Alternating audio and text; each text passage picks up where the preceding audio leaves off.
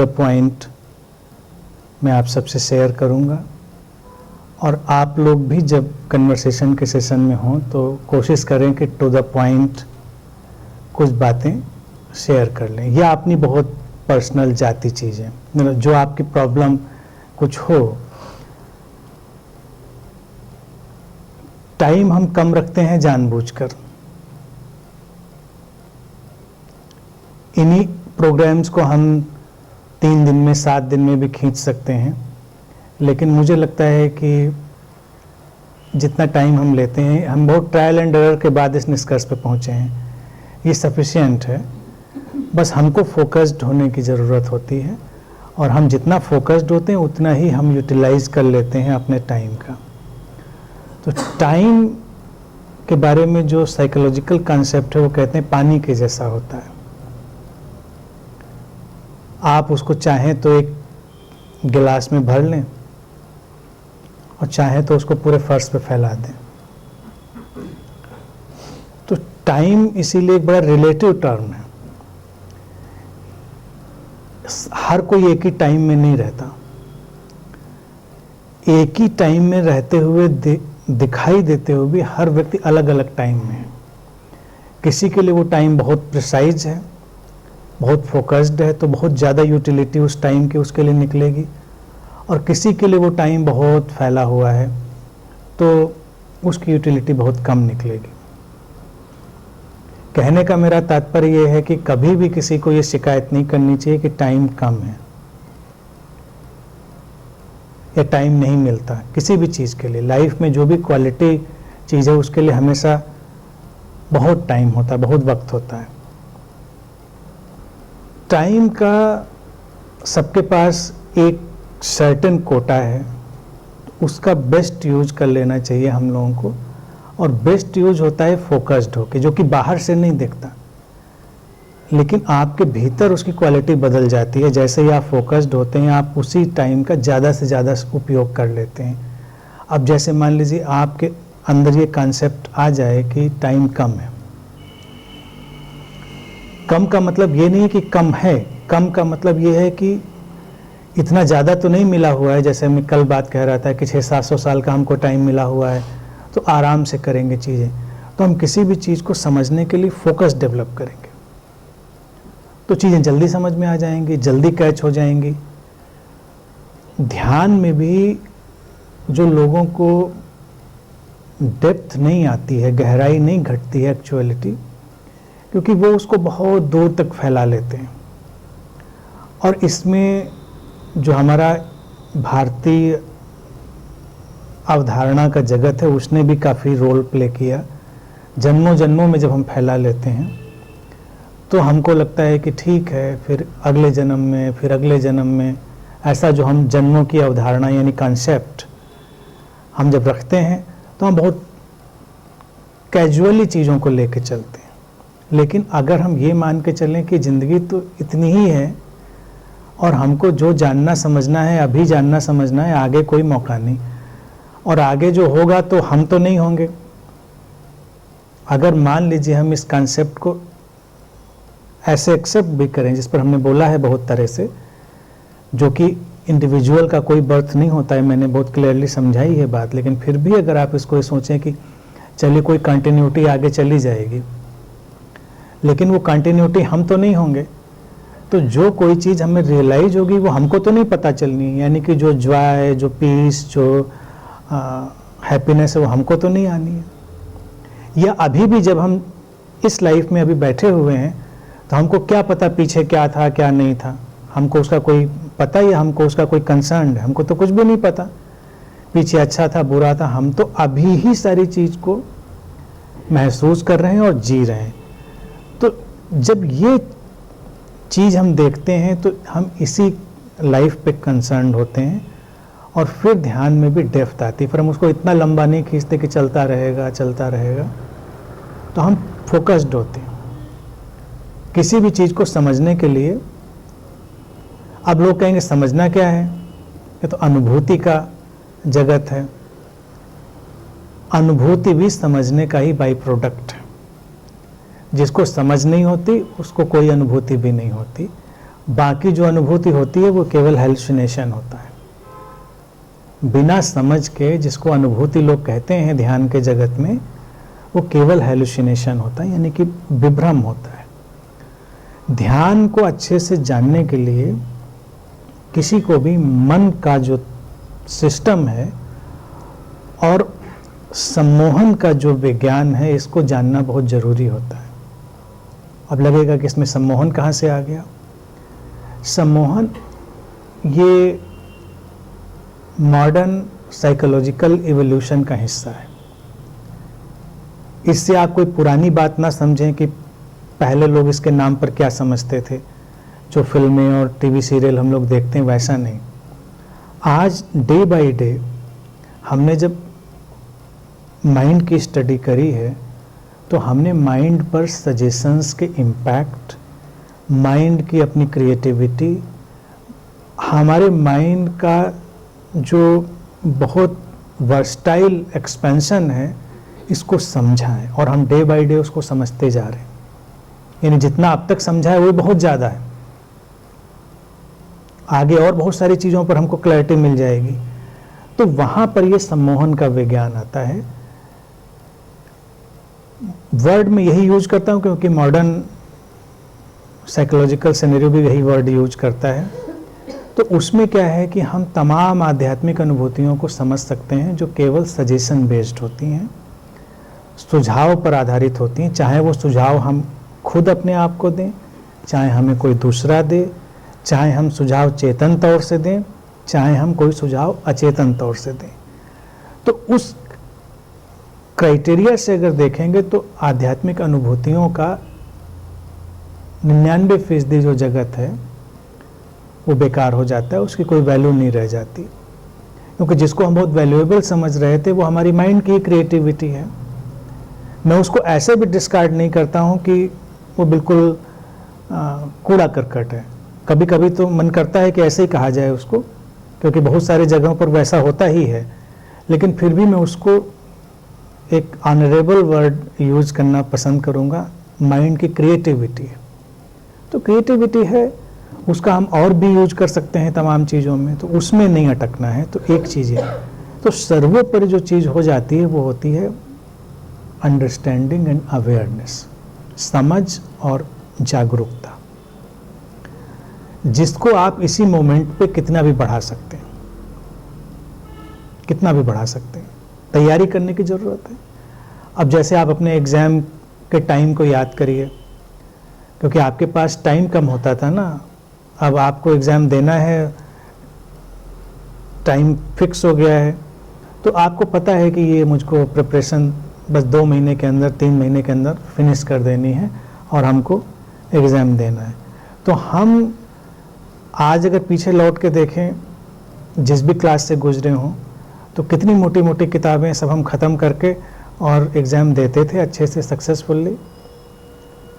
अगर उन्हीं किताबों को, उतनी किताबें आप सेल्फ पर रखिए और आपको लीजरली पढ़ने के लिए कहा जाए, आराम से इनको पढ़िएगा, तो आप 3-4 साल लगाएंगे उनको पढ़ने में। और जब मन भी नहीं कर रहा होगा तब तो और टाइम लगाएंगे पढ़ने में। लेकिन जब आप तय कर लेते हैं कि पढ़ना है तो पढ़ लेते हैं, समझ लेते हैं। ये एग्जाम्पल हमारे स्पिरिचुअल जर्नी में भी लागू होता है, क्योंकि यहाँ पर हमारी समझने की तैयारी बहुत ज़रूरी होती है, जो कि आम तौर से लोगों की नहीं होती है। वो कैजुअल बस भटक रहे होते हैं और जैसे धक्का खा के कहीं आगे चले जाएं, और या थोड़ा सा लिटिल बिट एंटरटेनमेंट हो जाए, या वो एक आध गुत्थी में ही उलझ के रह जाएं, जिसको मैं आध्यात्मिक अनुभूति कहता हूँ। कई लोग मेरे पास आकर निराश भी होते हैं, लेकिन जो समझदार होते हैं वो बहुत खुश भी होते हैं। मतलब निराश वो होते हैं जो अभी थोड़े इग्नोरेंस में ज़्यादा लिप्त हैं। अगर मैं उनके आध्यात्मिक अनुभूतियों को हेलुसिनेशन की कैटेगरी में एक्सप्लेन करता हूँ तो उनको लगता है इतनी बड़ी बात हो गई, और बताइए ये तो ऐसे ही निकल गया सारा मामला। और समझदार हुए तो उनको लगता है कि चलो मुक्ति मिली, इससे, इस झंझट से मुक्ति मिली, हम आगे जा सकते हैं। अब आगे जाएंगे तो आगे ये सारी स्पिरिचुअलिटी क्या है, ये एक बहुत ही गहरी समझ की तरह है। उस समझ को अपने अंदर ले आना, वही अल्टीमेट अवेकनिंग है। तो इसके लिए देखिए क्या है, बहुत प्रिसाइजली कुछ बातों का ध्यान रखना चाहिए जो मुझे लगता है, जिन बातों ने मुझे हेल्प किया, मैं उन बातों को ही शेयर करता हूँ। एक तो चीज़ों को थोड़ा सिंपल रखने पर जोर देना चाहिए। जैसा कि मैं हर बात को बताते समय उसको बहुत सिंपल रखता हूँ। कॉम्प्लिकेट करना हमेशा आसान होता है। और एक चीज़ हमेशा ध्यान रखनी चाहिए कि जब ट्रुथ नहीं होता है तो वो ज़्यादा कॉम्प्लिकेट किया जाता है। जब ट्रुथ होता है तो बहुत सिंपल होता है। यानी अगर ट्रुथ की रिकग्निशन भी हमको करनी हो तो एक ही फार्मूला होगा कि क्या वो बहुत सिंपल है। सिंपल है तो ट्रुथ है, कॉम्प्लिकेटेड है तो बेशक ट्रुथ नहीं होगा। जैसे कि हमको प्रेम है, प्रेम को मैं कैटेगराइज नहीं करता हूँ कि एक व्यक्ति से, इंसान मतलब या पूरे समष्टि से। व्यक्ति से है तो भी वो वही हिस्सा है समष्टि वाला, और समष्टि से है तो वो भी है, यानी समष्टि यूनिवर्स, जगत। मैं ये भी नहीं कभी कहता कि अगर व्यक्ति से प्रेम है तो वो कम है और समष्टि से है तो ज़्यादा है, क्योंकि व्यक्ति भी वही है, व्यक्ति भी यूनिवर्स है। तो आप कम से कम डोर पर तो जा रहे हैं, डोर से फिर आगे भी बढ़ेंगे। तो प्रेम भी कितना सिंपल होता है इतनी सिंपल ढंग से हमको पता चल जाता है, जिसके लिए कोई बहुत फार्मूले नहीं चाहिए। लेकिन अगर नहीं है तो उसको बताने के लिए बहुत कॉम्प्लिकेटेड करना पड़ता है, बहुत उठापटक करनी पड़ती है, समझाना पड़ता है, कविता, कहानी, पार्टी और गिफ्ट, और बहुत कॉम्प्लिकेट करके बताना पड़ता है कि प्रेम है, और फिर भी वो पता नहीं चलता। इसी तरह से कोई मूवी भी अगर आप देखें, जो मूवी आपको बहुत प्रभावित करती है और बहुत ही अच्छी होती है, या जो कहते हैं बहुत कुशल डायरेक्टर होता है, वो उसका नरेशन इतना स्मूथ और सिंपल होता है कि आपको देख के लगता ही नहीं कि मैं मूवी देख रहा हूँ। हमको लगता है कि तो बड़ा सिंपल सी चीज़ देख रहे हैं, इसको तो कोई भी कर सकता है, ये तो हम भी बना सकते थे। और एक्सपर्ट कहते हैं कि जब किसी मूवी को देखते हुए, किसी सॉन्ग को सुनते हुए, किसी लिटरेचर को पढ़ते हुए जब आपको ये लग जाए कि ये तो हम भी कर सकते थे, तो इसका मतलब आपने बहुत कोई गहरी चीज़ को टच किया है। ये पॉसिबल नहीं है, ये इतना आसान नहीं है कि अब आप इसको उस तरह से कह पाएँ।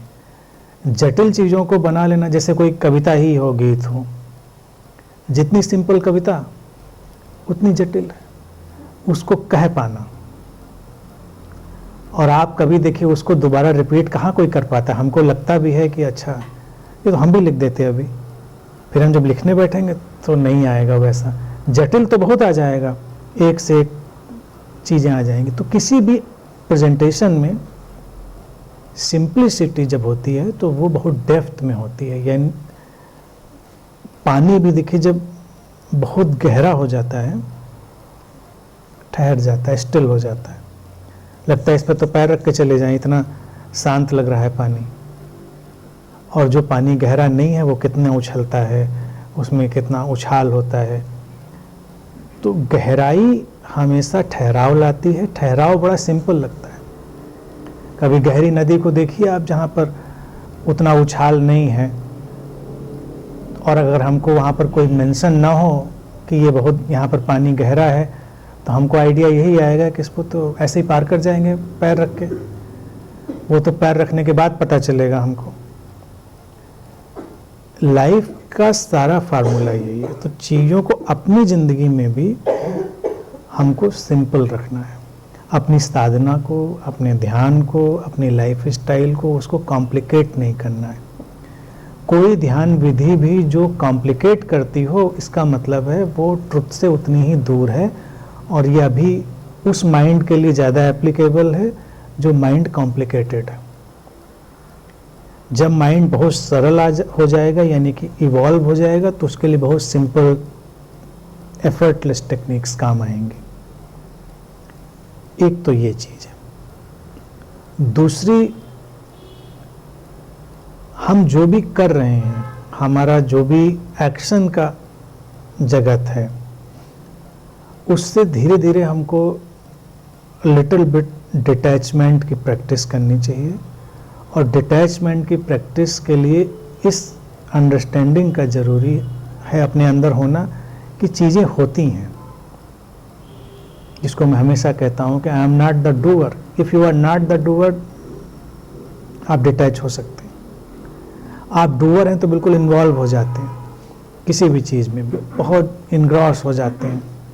बहुत सारी परिस्थितियों ने इस एक्शन को, इस कृत्य को संभव किया है, उसको घटाया है, तो आप उसको, आपके माध्यम से वो हो रहा है तो थोड़ा डिटैच हो सकते हैं। अब वो अच्छा हो सकता है, बुरा हो सकता है, कैसा भी हो सकता है, उसको एनालाइज नहीं करना है कि अच्छा था बुरा था, क्योंकि बुरे से हम डिटैच होना चाहते हैं, अच्छे का क्रेडिट लेना चाहते हैं। ये हमारी थोड़ी लालच की बात होती है। अगर कुछ अच्छा हो जाए तो हमको लगता है इसका तो हम क्रेडिट ले लेना चाहिए, बुरा वाला तो हुआ होगा, हमसे करवा दिया गया होगा, इन अच्छा वाला तो हम ही ने किया होगा। तो अच्छा बुरा दोनों तमाम सिचुएशन से होते हैं। तो डिटैच होना, प्रैक्टिकल टर्म में हम डिटैच होंगे थोड़ा सा, यानी प्रैक्टिस के टर्म में अगर उसको प्रैक्टिकल बनाएंगे, और डीपर इनर साइड में अंडरस्टैंडिंग के प्लेन पे आप ये समझेंगे कि ये हैपनिंग है, नोबडी इज अ डूअर, तो वो आपके एक्शन में रिफ्लेक्ट होने लगेगी। तो इनर और आउटर का दोनों ये एक बैलेंस, आउटर प्लेन पे डिटैचमेंट, इनर प्लेन पे अंडरस्टैंडिंग, एक दूसरी ये चीज। और तीसरा एक बहुत इम्पोर्टेंट फार्मूला है जिसको हमारे यहाँ भारत में हमेशा रखा गया, शंकर ने भी जिसको रखा, कि ये जो वर्ल्ड है, संसार है, एक स्वप्न जैसा है, लाइक अ ड्रीम। इस चीज को भी हम लगातार अपनी मेमोरी में रख सकते हैं कि ये जो भी चल रहा है, इट्स अ ड्रीम और ड्रामा, व्हाटएवर, बात दोनों एक ही है। ड्रीम में ड्रामा होता है और ड्रामा एक काइंड का ड्रीम होता है। तो जब ये हम देखते हैं तो अगेन हमारे अंदर एक डिटैचमेंट पैदा होता है, क्योंकि स्वप्न से आप बहुत ज़्यादा अटैच नहीं होते हैं। अगर जितना ज़्यादा आप अटैच होते जाएंगे उतनी प्रॉब्लम होती जाएगी। तो प्रॉब्लम किसी चीज़ के होने या ना होने की नहीं है, प्रॉब्लम उससे अटैचमेंट और आइडेंटिफिकेशन की है। हम कितना उससे आइडेंटिफाई हो जाएंगे उतनी प्रॉब्लम हमारे लिए हो जाती है। इसी का सिरा जब और मैच्योर हो जाता है तो जो अवेकनिंग है, इनलाइटनमेंट है, वो घटता है। अभी इनलाइटनमेंट का कॉन्सेप्ट क्या होता है लोगों के अंदर, अवेकनिंग का, मुझे। तो लोग अक्सर यही क्वेश्चन पूछेंगे, मुझे ऐसा कब होगा, मेरे साथ ऐसा कब होगा, मैं उस चीज़ को कब जानूंगा। अगर ये एक ड्रामा अनफोल्ड हो रहा है तो उस डिजाइन में जब होना होगा तब होगा, नहीं होना होगा नहीं होगा। ड्रीम में हम कोई एक्सपेक्ट करते हैं कोई चीज़ की ऐसा होना चाहिए, ऐसा नहीं होना चाहिए, जो हो रहा है उसको हम वॉच करते हैं।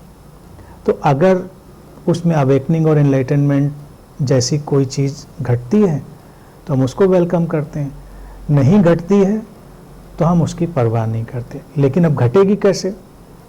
अगर ये पहले वाली जितनी चीज़ें हमने कही वो बहुत मैच्योरिटी से आपके अंदर इस्टेब्लिश हो जाएंगी तो उसका जो एंड रिजल्ट है वही एनलाइटनमेंट है। अब इंडिविजुअली आइडेंटिफाइड ही नहीं है, इंडिविजुअली आपने अपने को एक उपकरण की तरह बस देख लिया है जिसके माध्यम से चीज़ें हो रही हैं। तो अब ये क्वेश्चन ही नहीं रह गया कि इसको क्या होगा, इस इंस्ट्रूमेंट को क्या होगा। तो इंस्ट्रूमेंट तो इंस्ट्रूमेंट है, उसको हमने इंस्ट्रूमेंट की तरह मान लिया, यानी कि एक टूल की तरह, एक गैजेट की तरह। तो ये जब चीज़ बिल्कुल हमारे लिए इरेलीवेंट हो गई कि मुझको अवेकनिंग कब होगी, तो अवेकनिंग होगी, then awakening will be there. Awakening individual कभी नहीं होती, कोई भी इंडिविजुअल कभी भी इनलाइटन नहीं होता।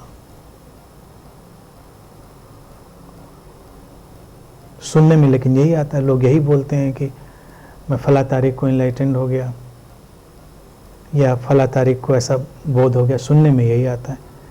लेकिन वो होता क्या है कि उस मोमेंट पे जो ये डिस्क्राइब कर रहा है वो डिस्क्रिप्शन गलत नहीं है, उस डिस्क्रिप्शन में इसका जो रेलिवेंस है वो ख़त्म हो चुका होता है, इंडिविजुअल का रेलिवेंस ख़त्म हो चुका होता है। जब आप डिटैचमेंट की ज़्यादा से ज़्यादा प्रैक्टिस में चले गए होते हैं तो सब कुछ केवल और केवल एक हैपनिंग में हो चुका होता है। और कितनी टोटलिटी में हमने इस हैपनिंग को देख लिया है, यानी कि वो देखना हमारे अंदर घट गया है। Degree of that totality is enlightenment. समझ रहे बात? वो सिंपल बात कह रहे हैं और कुछ नहीं कि आपके कान लाल हो जाएंगे या सिर के ऊपर से अनार फूक जाएगा, रोशनी निकलने लगेगी, या कुछ चारों तरफ कुछ ऐसा फूल बरसने लगेंगे, ऐसा कुछ नहीं होगा। इनलाइटेंड पर्सन और अनइनलाइटेंड के बीच बस इतना सा फासला है कि उसके अंदर हैपनिंग की जो अंडरस्टैंडिंग है वो टोटली इस्टेब्लिश है, और जो अभी नहीं है उसके अंदर अभी लगता है कि नहीं अभी तो करना है, या अभी हम बार बार चीज़ों से हम आइडेंटिफाइड हो जाते हैं, बार बार आइडेंटिफाई हो जाते हैं। ड्रीम इसलिए मैंने कहा, और ये बहुत पॉपुलर टर्म भारत का रहा, देखा जाए भारतीय दर्शन का इससे पावरफुल एक्सप्रेशन नहीं है। ड्रीम की स्टेज में भी आप देखिए कुछ भी हो रहा हो, लेकिन हमारे अंदर एक एलिमेंट ऐसा होता है, अगर ड्रीम आप रिकॉल करते हैं, जिसको कोई फर्क नहीं पड़ता, वो बस आउट ऑफ नोवेयर वो हर चीज़ का विटनेस है, आपका भी, यानी हम भी तो कैरेक्टर ही होते हैं ना उसमें। अपने रात के सपने की बात कर रहे हैं, उसमें हम भी कैरेक्टर हैं, दूसरे भी कैरेक्टर हैं, अच्छा हो रहा है, बुरा हो रहा है, तमाम चीज़ें अप एंड डाउन सब चल रहा है। उस समय ऐसा कोई परेशानी नहीं होती, वो तो जब हम जगते हैं तब हमको लगता है अरे ऐसा देखा हमने, बाप रे, अच्छा देखा, बुरा देखा, तब हम कॉन्शियस माइंड से उसको इंटरप्रेट करते हैं। लेकिन ये इंटरप्रिटेशन वहाँ पर अवेलेबल नहीं होता।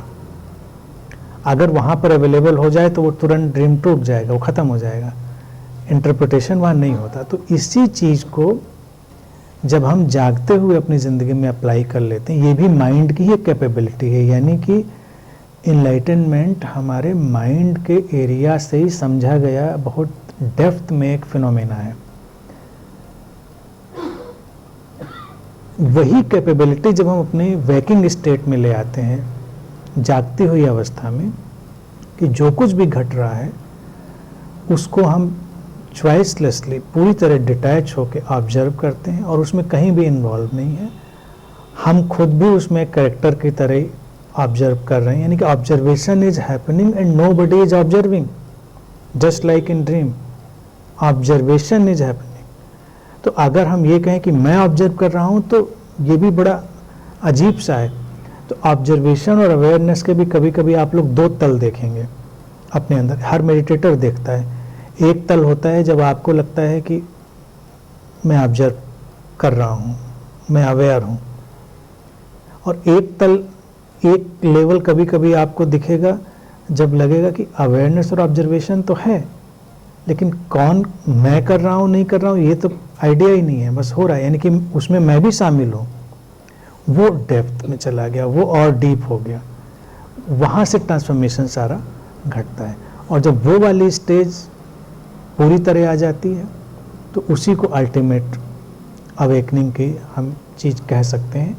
फिर कोई भी चीज़ हमको परेशान नहीं करती और हम बहुत स्मूथली मूव करते रहते हैं। तो ये मोटे मोटे बहुत ही प्रैक्टिकल पॉइंट हैं, बहुत सिंपल, जिसको मैं कह रहा हूँ। नट सेल में इतनी ही बात समझने की है और प्रैक्टिस में लाने की है।